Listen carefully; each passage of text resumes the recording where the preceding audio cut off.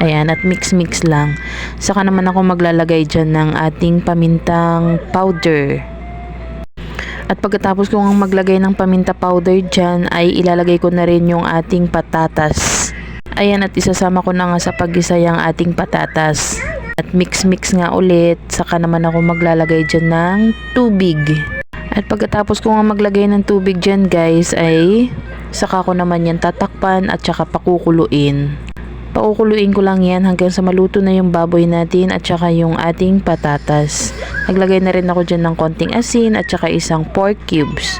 Naglagay na rin ako ng isang perasong sili para naman may konting sipa ang ating sabaw. At ayan na nga, nung naluto na nga yung pork, ay nilagay ko na rin itong Baguio Petchay. At isang malakasang kulo na nga lang yan guys, ay luto na. Thank you for watching guys!